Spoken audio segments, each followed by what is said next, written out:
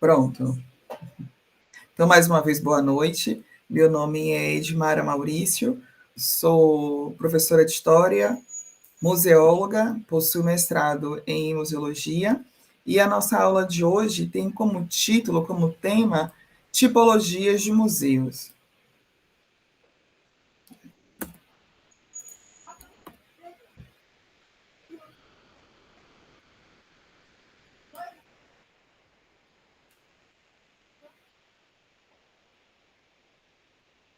Vocês conseguem ver?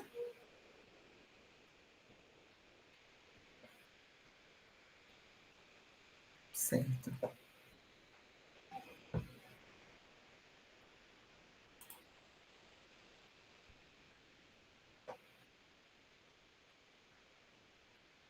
Pronto, vamos iniciar tentando compartilhar qual a reação das pessoas quando nós falamos que somos estudantes de museologia, quando nós vamos cursar museologia. Alguém já teve alguma experiência que gostaria de compartilhar?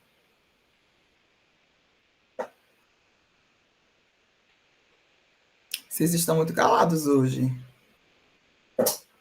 Normalmente as pessoas associam a museologia a um curso de coisa velha, a um curso que boa parte das pessoas não tem interesse de cursar, não tem interesse em conhecer um pouco mais.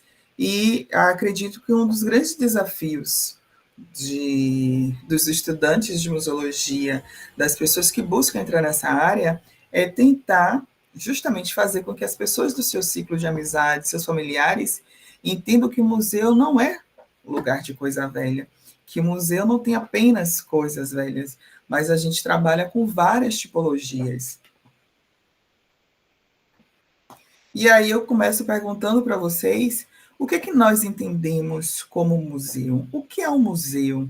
Será que o museu é simplesmente um depósito? Será que o museu é um espaço que nós vamos usar apenas para guardar coisas, sem nenhum tipo de organização, sem nenhum tipo de cuidado, sem nenhum tipo de preocupação com o futuro? Será que é lá que nós vamos depositar as coisas que não cabem mais nessa sociedade, coisas que a gente não tem ideia do que fazer? E aqui eu apresento para vocês a definição mais recente sobre museu, é uma definição de 2022, que diz que museu é uma instituição permanente, sem fins lucrativos, a serviço da sociedade, que pesquisa, conserva, interpreta e expõe o patrimônio material e imaterial. Quem participou do encontro na semana passada, nós discutimos um pouco sobre patrimônio e sobre a diferença entre material e imaterial. Abertos ao público, acessíveis, inclusivos. Os museus promovem a diversidade e a sustentabilidade, atuam e se comunicam de forma ética, profissional e com participação das comunidades, oferecendo experiências variadas de educação, entretenimento, reflexão e compartilhamento de conhecimento. Então, por essa definição, a gente já começa a perceber que o museu tem uma responsabilidade enorme com o acervo, com as pessoas e com o que ele está transmitindo, porque ele é responsável por pesquisar, conservar o que está ali dentro daquele espaço.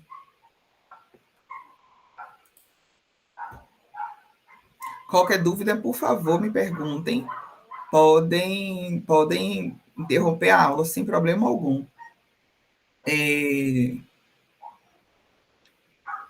Um dado de 2010, publicado pelo IBRAM, diz que nós temos algumas tipologias de acervo no Brasil. E aí, esse foi o dado mais recente. Tentei encontrar um mais atual, mas não consegui. Então, aqui nós temos uma porcentagem, uma tabela do ano de 2010.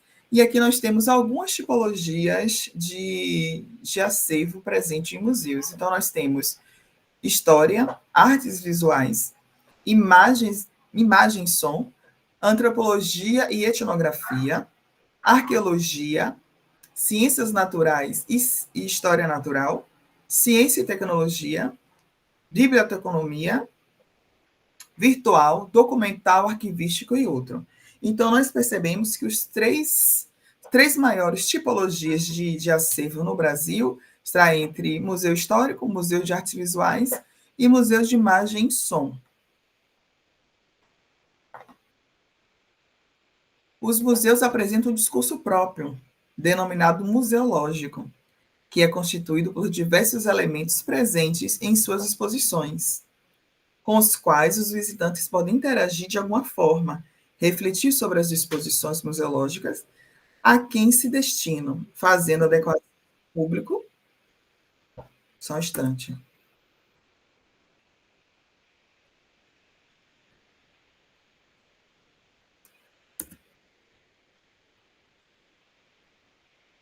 Refletir sobre as exposições museológicas a quem se destinam, fazendo adequações ao seu público. É uma maneira de favorecer o aprendizado crítico, em que o uso interativo e seus reflexivos seriam facilitadores desse processo de construção de significados pelo próprio visitante.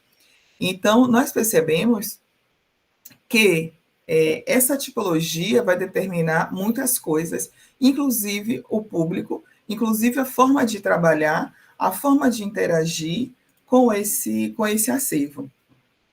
Dúvida, gente, até o momento? Não?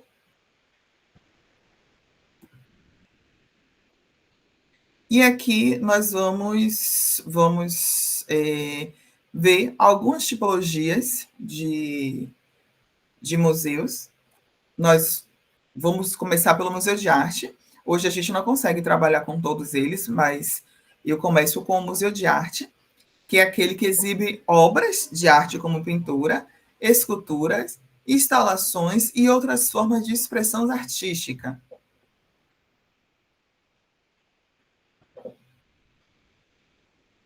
Antes da gente começar a ver um pouco mais, eu pergunto para vocês qual a importância de compreender as tipologias de museus. O que, é que vocês acham? Pode escrever, se não quiserem falar.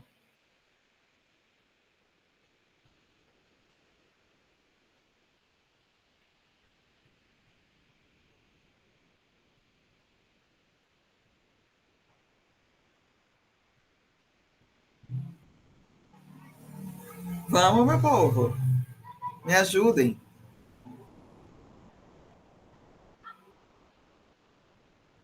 Será que não faria diferença a gente não buscar entender qual é a tipologia do acervo que nós estamos trabalhando e a gente deixar qualquer tipo de acervo em qualquer museu?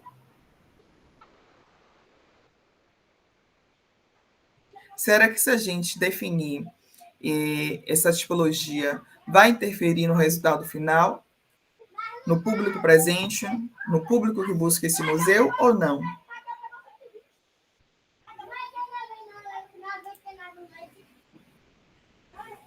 A compreensão das tipologias de museu é crucial para uma gestão eficaz e para o desenvolvimento de ações educativas que promovam o acesso ao conhecimento e a valorização do patrimônio cultural. Isso permite direcionar melhor as estratégias de comunicação, preservação e pesquisa, além de adaptar as atividades ao público-alvo e aos objetivos específicos de cada museu.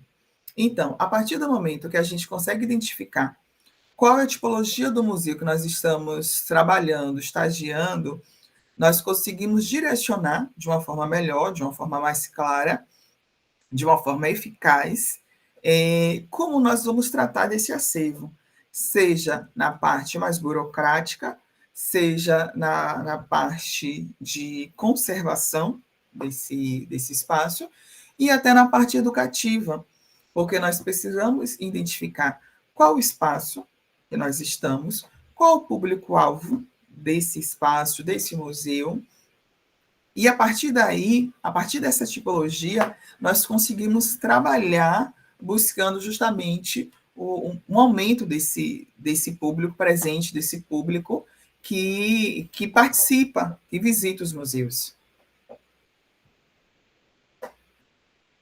Vale destacar. Alguns pontos que eu acho que é interessante a gente dar um pouco mais de atenção quando a gente está falando das tipologias de museus é diversidade de abordagem. A classificação dos museus em diferentes tipos revela variedade de forma como o esclarecimento e a cultura podem ser apresentadas e interpretadas. Então, a partir do momento que a gente conhece e tem bem claro qual a tipologia do espaço, do acervo que nós estamos trabalhando, nós conseguimos classificar e direcionar para um público-alvo daquele espaço. Compreensão do papel do museu a partir da sua tipologia. Ao conhecer as tipologias, é possível entender como cada museu se dedica à preservação, pesquisa, educação e divulgação do seu acervo. Por quê? O museu tem a guarda daquele acervo, ele trabalha com a preservação, ele também tem que trabalhar com a pesquisa, trabalha com a educação com os públicos, a depender do Museu da Tipologia, educação escolar, educação com o público escolar, e com a divulgação desse acervo, porque ele precisa divulgar. Se ele não trabalha a divulgação, ele não vai aumentar o número de visitantes, novas pessoas não vão conhecer aquele espaço, então tudo isso faz parte de entender sobre essa tipologia. Em seguida, interação e participação do público. A tipologia influencia a forma como que o museu se relaciona com seus visitantes, moldando as experiências educativas e culturais oferecidas. Planejamento e desenvolvimento. A compreensão das diversas categorias facilita a gestão e o planejamento das atividades específicas para cada tipo de museu.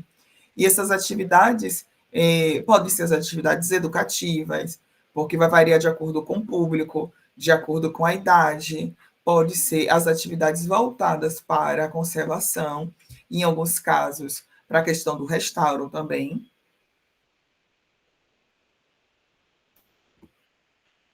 E aqui nós temos o primeiro exemplo de uma tipologia de museu. Eu apresento para vocês o Museu de Arte de São Paulo, o MASP. Ele é composto por um acervo gigante. Nós temos um acervo muito complexo. Então, vale a pena, sempre que vocês puderem conhecer um museu da cidade de vocês, é interessante. E se puderem também, em algum momento, conhecer o MASP, é um museu que vale super a pena conhecer. Museu de História. Focam na história do local específico, região ou período, apresentando objetos, documentos e outros elementos relacionados a eventos históricos. Se a gente voltar para aquele gráfico que eu apresentei a vocês logo no início da aula, nós vamos lembrar que o Museu Histórico é um museu que está no topo. É um dos museus que mais tem no nosso país. É o mais da tipologia que mais tem no nosso país. E aqui eu apresento para vocês o Museu Histórico Nacional, que o propósito dele é justamente falar sobre a história do nosso país, sobre a chegada dos portugueses, como foi esse processo, a questão do Império, o primeiro Império, o segundo. Então, é um acervo também muito grande, é um espaço grandioso, é um espaço muito, muito complexo, um acervo complexo, que vale a pena também a visita. Dúvida, gente?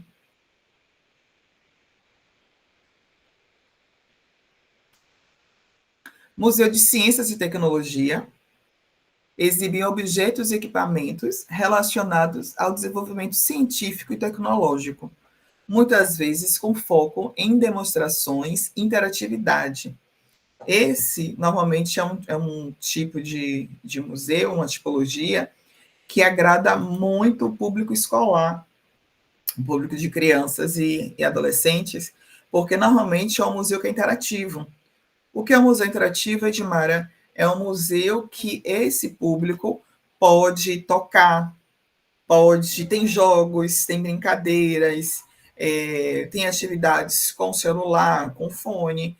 Então, normalmente, é um espaço que atrai muito a atenção dos jovens. E aqui, como exemplo, eu apresento para vocês o Museu do Amanhã, que é um museu que trata muitas questões do presente, mas ele também é muito futurista. Então, tem essa ideia de pensar como é que vai ser o amanhã, tanto que o nome do museu é bem sugestivo, né? O que é que vai acontecer, como a gente pode resolver, e é um espaço também que tem um público muito forte. Museu de Etnografia e Arqueologia.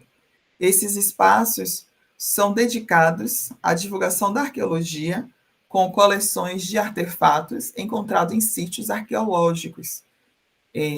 Nós temos muitas referências no nosso país de museu arqueológico etnográfico e a presença de muitos sítios arqueológicos.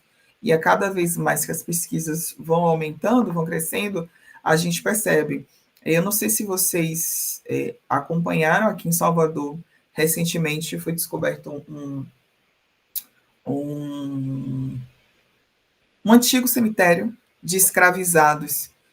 E é uma descoberta histórica que aí com certeza vai mudar o rumo de várias pesquisas, de várias publicações, e é algo que a gente percebe que está sempre se atualizando. Aqui eu apresento para vocês o Museu de Etnografia e Arqueologia da Universidade Federal da Bahia. Nessa primeira imagem, nós temos a antiga Faculdade de Medicina da Bahia. Aqui ainda existem encontros, aula dos alunos de medicina e também dos alunos de museologia, do curso da UFBA. Na parte superior tem o Museu Afro da Bahia, e na parte térrea nós temos o Museu de Arqueologia. Então, é um museu também que conta com sítios, é um museu que conta com acervo dos povos originários. Museu de História Natural. Foco na história natural do planeta, incluindo animais, plantas, minerais e outros elementos da natureza.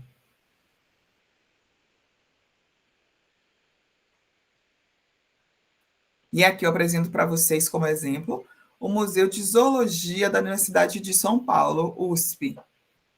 Aqui nós podemos perceber, eu acredito que vocês consigam ver também, a quantidade de animais diversificados que existem aqui.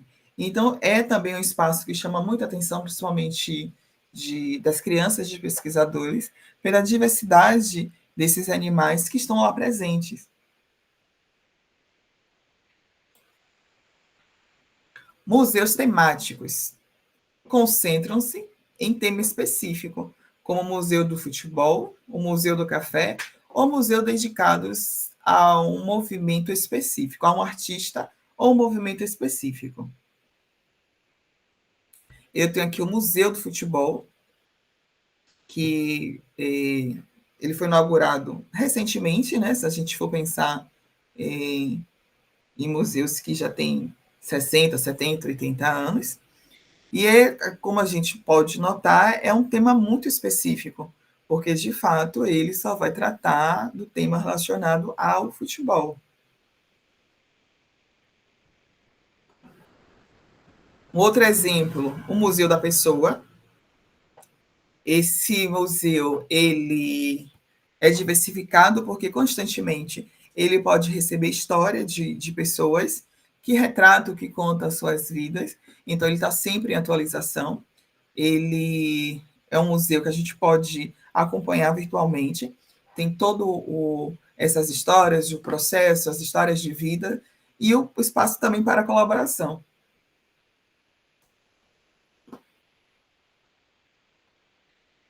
Museu comunitário.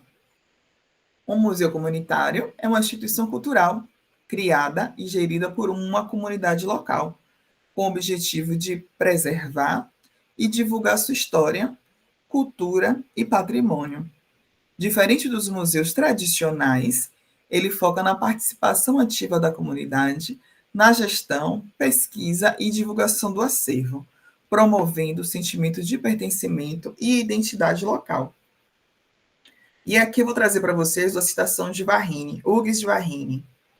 Partindo da compreensão de que o museu normal tem por objetivo servir ao conhecimento e à cultura, e que um museu comunitário tem por objetivo servir à comunidade e ao seu desenvolvimento.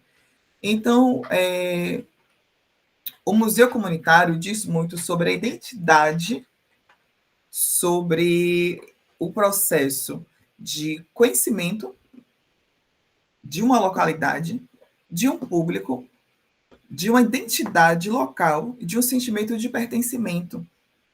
Nós vemos muitos museus comunitários formados por bairros, por algum tipo de associação que estão presentes nesses bairros, que precisam retratar algo muito forte, algo que identifique, que o diferencie aquela comunidade, aquele bairro de outros.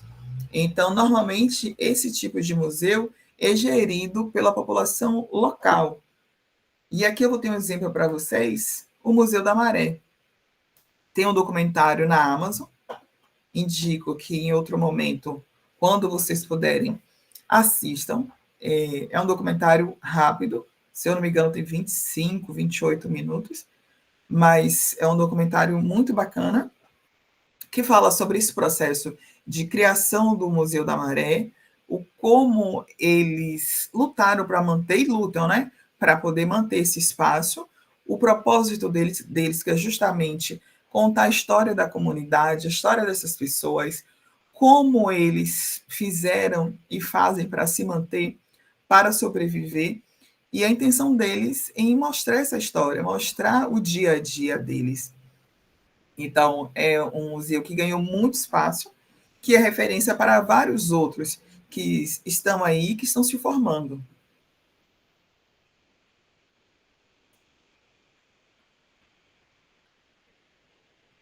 Importante.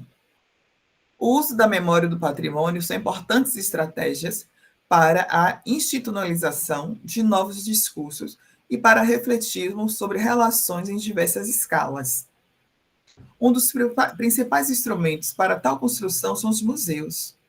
Os museus, como instituições de memória, constroem uma narrativa que privilegia determinada história e, por consequência, ocasiona o esquecimento de outras. Portanto, podemos apontar os museus como instituições com um sistema de relações sociais e um conjunto de ideias e valores.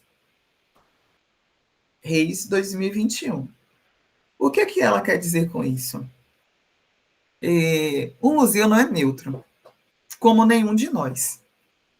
A gente seleciona o que a gente vai falar, como é que a gente vai falar, a gente seleciona um público, a gente seleciona um acervo, e aí a gente precisa ter muito cuidado como profissionais de museus, profissionais de centros culturais, quando é que a gente vai selecionar o que a gente vai trabalhar, qual a narrativa que nós queremos passar e qual que nós não queremos. Porque se a gente pensar bem, o museu tem diversos acervos. A gente normalmente não consegue expor todos. Nós temos muito mais objetos do que espaço. E aí a gente vai selecionar o que vai para a exposição. O que a gente quer falar com essa exposição? O que a gente quer narrar? O que a gente quer contar? O que a gente quer esconder? E a gente precisa ter cuidado. A gente precisa ter cuidado com isso, com as nossas seleções. O que a gente está priorizando? Qual a narrativa que nós estamos deixando prevalecer? E qual a narrativa que a gente está deixando de lado? Então, a gente precisa estar muito atento a tudo isso. Estudo de caso. Sem usar nenhum tipo de recurso tecnológico, tente lembrar de algum museu e sua tipologia presente na região que vocês moram, Se não conseguir na região que vocês moram, de algum espaço que vocês tenham visitado. Mas não precisa pesquisar. Eu só preciso que vocês tentem lembrar qual foi o espaço e a tipologia. 1 minuto.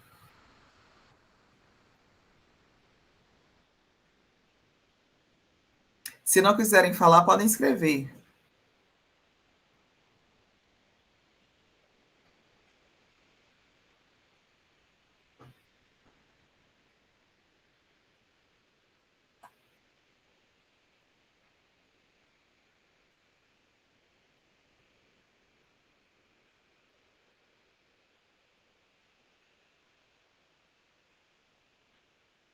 Lembra de algum, Janaína? Liana? Escreva, meu povo.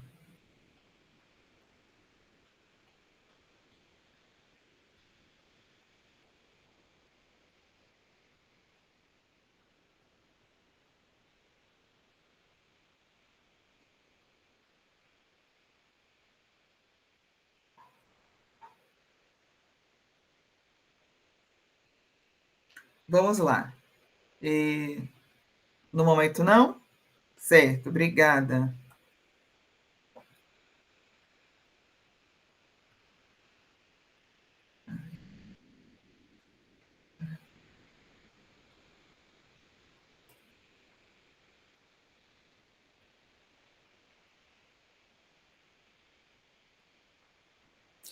Nesse momento, eu vou compartilhar com vocês vídeos breves que falam um pouco sobre alguns dos museus que nós citamos aqui e sua tipologia, tá? Esses são os vídeos breves, só que no mesmo canal, que eu vou passar para vocês daqui a pouco, tem vídeos mais longos que narram a tipologia, a história do museu, seu propósito de criação. Então, agora, só para que a gente tenha um conhecimento básico mesmo. Eu vou começar com o Museu da Pessoa.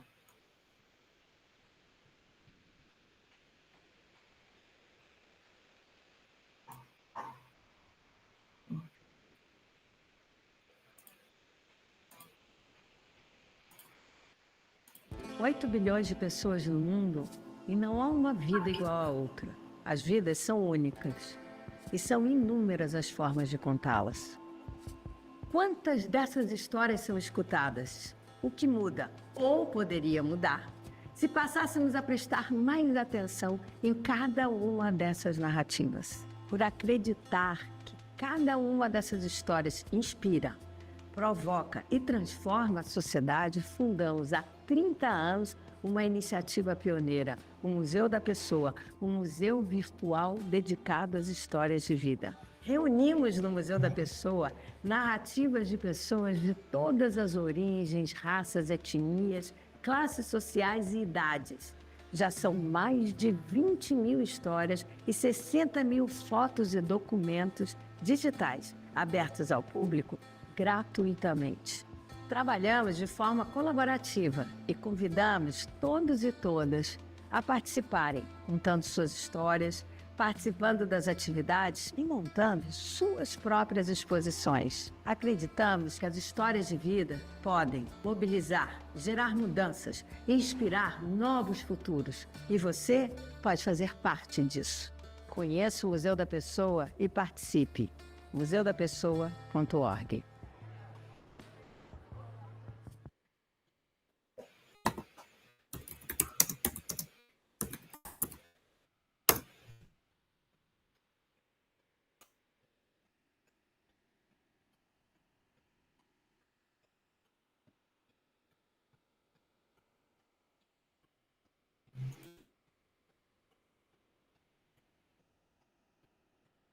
Pronto, abri aqui para vocês para dar uma olhada no Museu da Pessoa. Aqui também é uma tipologia de museu. Nós temos aqui um museu virtual. E a gente consegue ter acesso a esse museu. Aqui a gente entendeu o que é, qual é o propósito do museu, as histórias, as temáticas, as exposições, qual o papel do educativo, tudo aqui pelo site, porque é um museu virtual, de exposições virtuais, que a gente consegue acompanhar e entender as histórias dessas pessoas.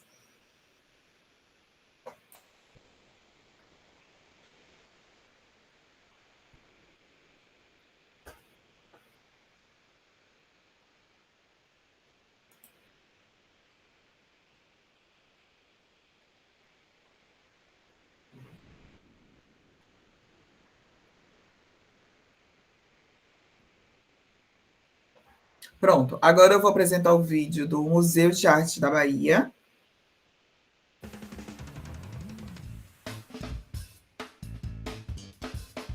Cada armário desse tem 300 qualidades de madeira. Então, nós temos aqui, por exemplo, em forma de livro, não é? Aqui eu tenho 2 tipos de jacarandá na minha mão.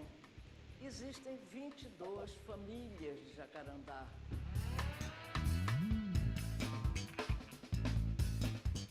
Não percam os programas e visitem os nossos museus. Eles são cheios de vida, de memórias e histórias para se conhecer.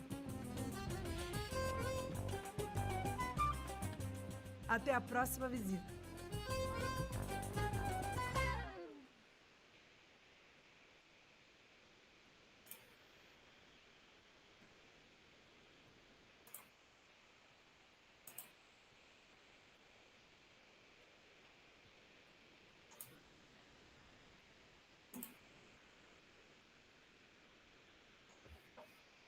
Então, nós já vimos o Museu de Arte da Bahia, vimos o Museu da Pessoa e agora o Museu Casa de Cora Coralina.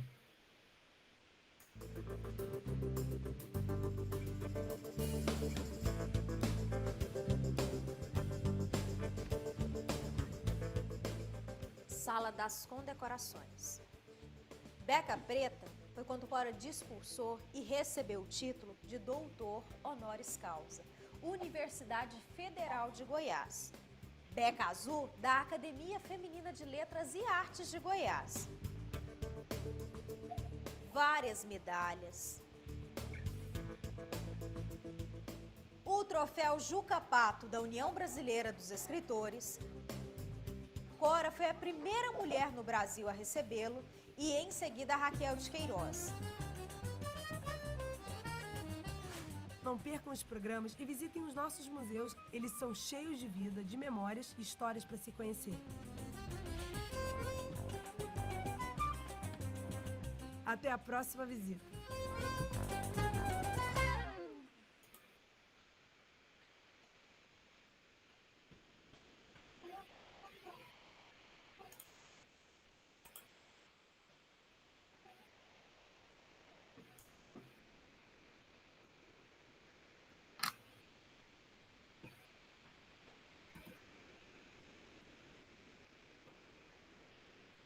Só um momento.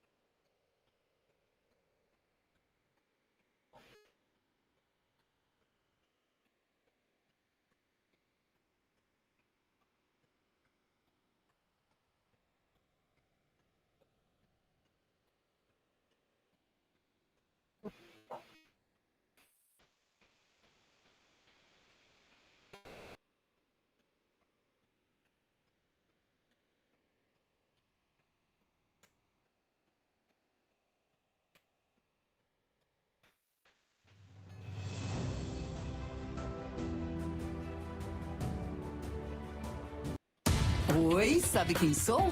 Pelos meus olhos, você se conecta ao mundo, vibra, se emociona, fica indignado. Eu sou a audaciosa câmera de TV e desta vez vou te guiar numa viagem cheia de surpresas. Pé na estrada. Vamos conhecer os museus brasileiros. Hoje vamos conhecer o Museu Histórico Nacional, que fica no Rio de Janeiro, capital.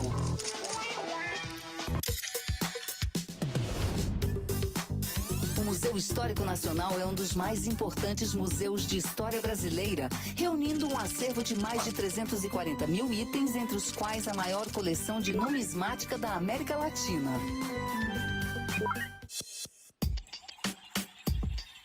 O museu está instalado na área do antigo Forte de Santiago, que tem sua história ligada ao começo da expansão da cidade do Rio de Janeiro.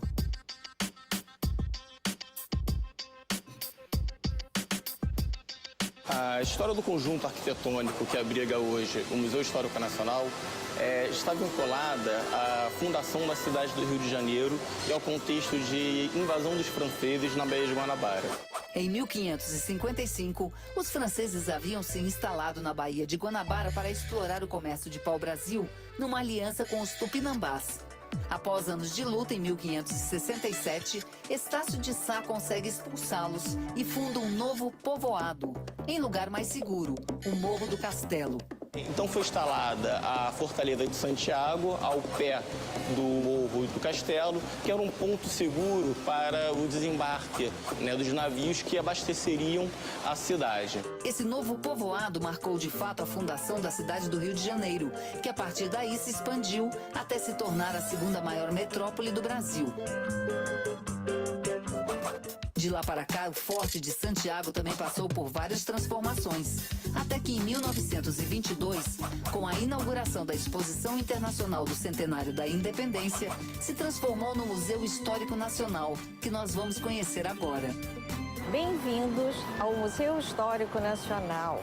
Esse prédio era um prédio militar, mas que foi construído pelos portugueses com tamanha elegância que muitas pessoas o confundem com um palácio ou com uma residência oficial do nosso período colonial.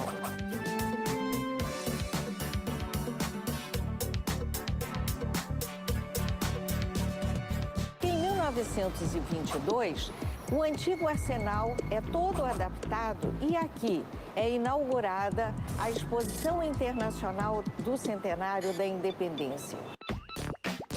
Tinha um caráter político muito importante de mostrar ao mundo que o país tinha uma república consolidada e uma capital moderna. Organizada pelas elites nacionais como uma espécie de vitrine para exibir os avanços do país, o evento recebeu visitantes e autoridades de todo o país e do mundo. Para abrigar a exposição foram construídos diversos pavilhões, inclusive o prédio que abriga hoje o museu. A primeira transmissão de rádio aconteceu simultaneamente à exposição. No ar, ao vivo, o então presidente Epitácio Pessoa homenageava o centenário da independência.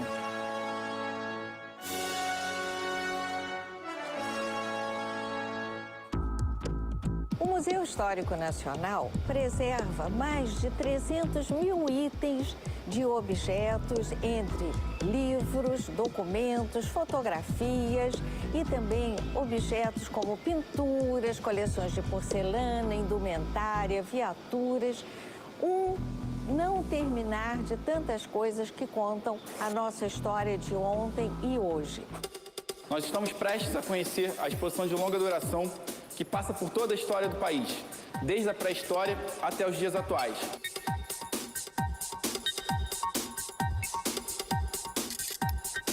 Nós iniciaremos nossa visita pelo circuito de exposições chamado Oreretama, que em tupi quer dizer nossa terra, nossa morada. Ele vai contar um pouco mais sobre os primeiros povos que habitaram a região que hoje forma o nosso país e um pouco mais sobre a cultura indígena de nosso país nos dias atuais. Vamos lá? Nesta primeira sala, encontramos uma reprodução cenográfica da Gruta da Capivara. Em sua grande maioria, esses desenhos representam artes rupestres típicas daquele momento que os primeiros habitantes de nosso território começavam a expressar cenas do seu cotidiano e rituais do seu dia a dia. Neste segundo núcleo, na sala 2, vamos encontrar alguns objetos de origem arqueológica. São peças que mostram a produção cultural desses primeiros habitantes do nosso território. Ao fundo, nós temos uma linha do tempo que mostra a evolução do homem em território nacional e ao longo do mundo.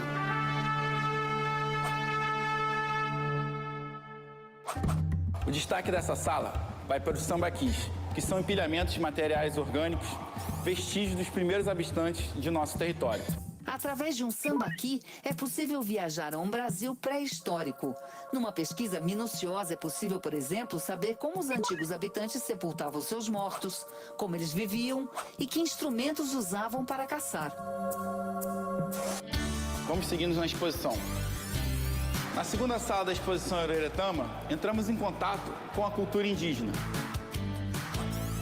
Esses objetos, em sua maioria, foram coletados ao longo do século XX e do século XXI e servem para mostrar um pouquinho mais da cultura indígena, como ela consegue resistir e permanecer viva até hoje no território nacional.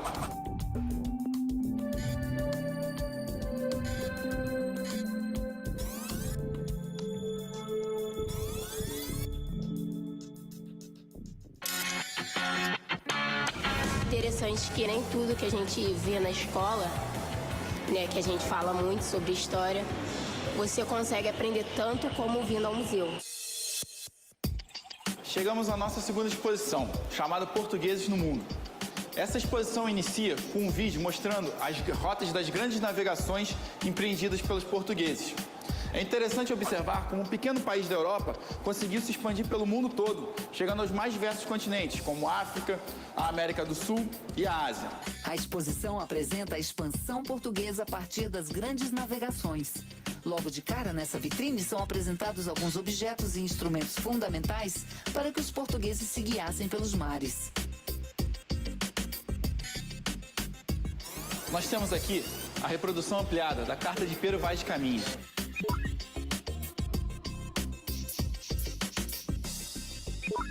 Ela é tida como a nossa certidão de nascimento. Foi a primeira vez que as riquezas naturais e os detalhes da nossa terra foram narrados aos portugueses e aos europeus. A exposição Portugueses no Mundo, ela trata de alguns aspectos chaves da colonização portuguesa na América. O primeiro elemento, talvez o mais importante, é o aspecto simbólico dessa colonização, que vai passar por missas, né, como a primeira missa no Brasil, onde o Portugal vai, né, afirmar o seu papel de elemento responsável pela expansão da fé. Posteriormente, vai ser o cultivo de cana-de-açúcar, que já vinha sendo experimentado nas ilhas do Atlântico, e Portugal vai trazer aqui para a América. E o elemento religioso também, que vai ser super importante na fixação do português no território. Nós temos aqui uma maquete do engenho de cana-de-açúcar. Essa organização social foi fundamental em nossa história, trazendo reflexos até os dias atuais. Nós podemos observar a presença da igreja. Temos o engenho da cana-de-açúcar, propriamente dito, a Casa Grande e a senzala. Um objeto interessante desse período é essa forma que servia para o refino de açúcar nos engenhos. Por causa de seu formato, ela acabou dando origem ao nome do morro mais conhecido do Rio de Janeiro, o Pão de Açúcar. Seguindo adiante, nós encontramos uma parte que vai nos falar um pouco mais sobre as riquezas minerais do nosso país. Desde o século XVII, com a descoberta do ouro, até a recente descoberta do pré-sal.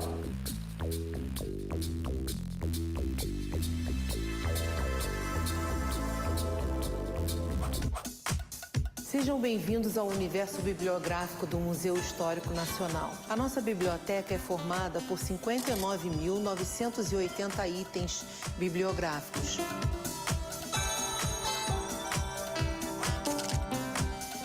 Aqui temos alguns livros que separamos só para que vocês possam conhecer alguma coisa do Rio de Janeiro, alguma coisa do nosso Rio Antigo. Aqui tem um livro que fala sobre a Praça 15 e separamos aqui o Largo do Paço.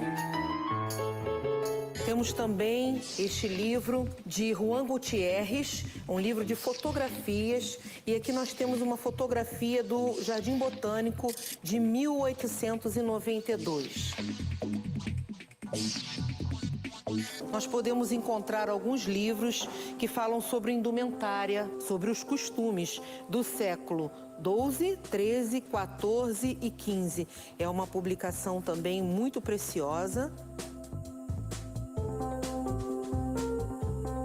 Aqui é uma das publicações mais interessantes que nós temos, que fala sobre o uniforme do Exército Brasileiro. Mostram as fardas do Império, toda a evolução das fardas. Bom, gente, tem muito mais coisa para ver aqui. Se você ficou curioso, venha pessoalmente. Agora vamos dar uma voltinha lá fora, no Pátio dos Canhões.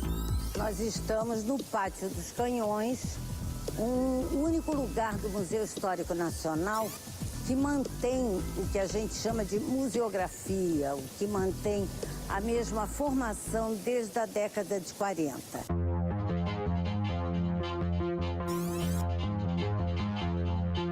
São canhões, alguns da Guerra do Paraguai, de fortalezas portuguesas, placas de blindagem de navios que participaram de várias guerras, aquelas famosas guerras no Sul, e objetos de outros locais do Rio de Janeiro.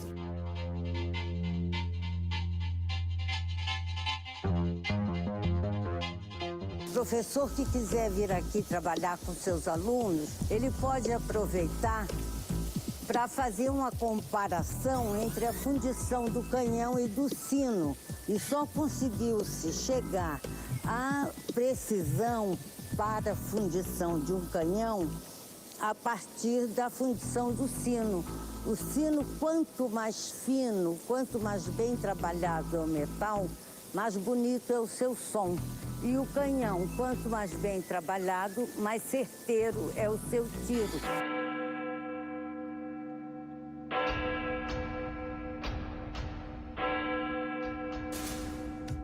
Então a gente vê aí uma dicotomia, um objeto que era usado na ocasião para comunicação, porque chamava os fiéis, congregava as pessoas, foi utilizado a sua tecnologia para separar as pessoas. Isso é uma coisa bem interessante, né?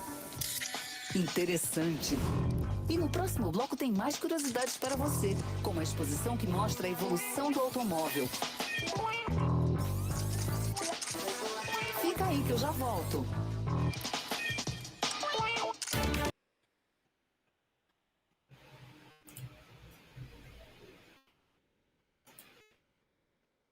Gente, eu não vou terminar de passar o vídeo completo.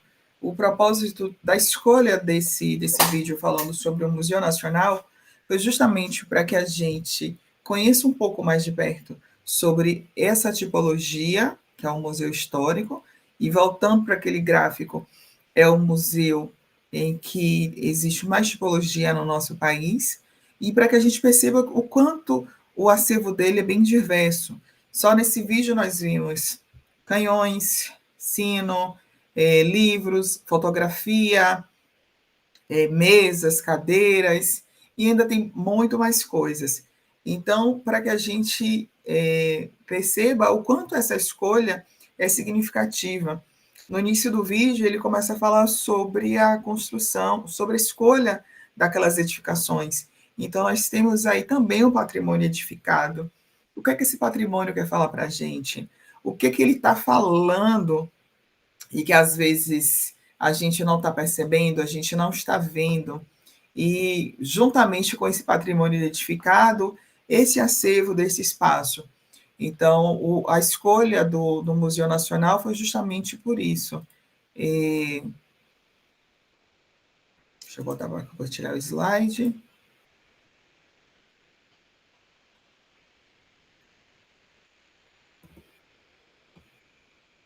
Pronto. Nesse canal do YouTube, eles têm vídeos de vários museus. O nome é Conhecendo Museus, e aqui a gente pode, sempre que possível, sempre que tiver um tempo, a gente pode conhecer um pouco dos museus do nosso país, sobre as tipologias. E aqui eu indico a vocês, sempre que puder, tira 10 minutos, 15 minutos do dia. Começou a assistir um, mas eu entendo que cada um tem as suas demandas, as suas necessidades do dia a dia, e nem sempre a gente consegue. Mas 5 minutos que seja, 10, para que a gente vá ampliando um pouco mais o nosso conhecimento sobre os museus, sua importância, sua tipologia. Deixa eu compartilhar com vocês a página.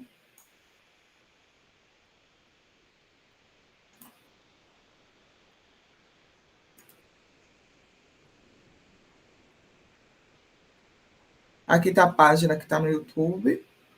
A gente consegue ver que existe muitos vídeos de muitos espaços. Então, sempre que possível, dê uma olhada, comece a estudar sobre as tipologias, entender um pouco mais sobre esses conceitos, para que a gente possa continuar trabalhando com eles.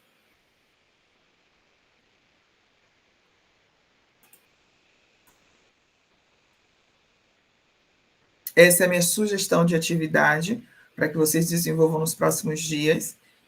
Aqui eu apresento para vocês as referências. Conceito-chave de museologia, se vocês não conhecem ainda, anotem, por favor, baixem, tem em PDF.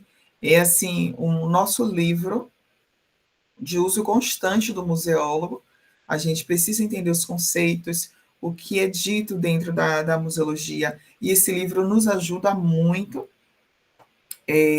O Discurso Museológico e Suas Tipologias, um museu de história natural.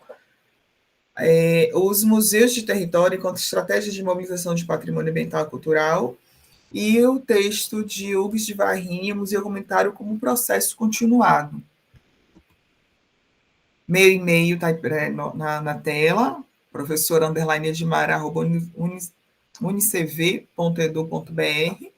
Anotem, por favor, qualquer dúvida que vocês tiverem, e mesmo que seja em outro momento, mesmo que seja em outro assunto voltado para a museologia, podem me escrever, que assim que possível eu vou responder, eu vou tirar as dúvidas, tá? Querem comentar alguma coisa? Querem perguntar?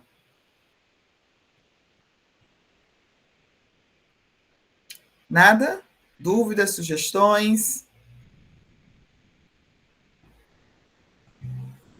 Não? Então, por hoje é só. Tenha uma boa noite e uma ótima semana.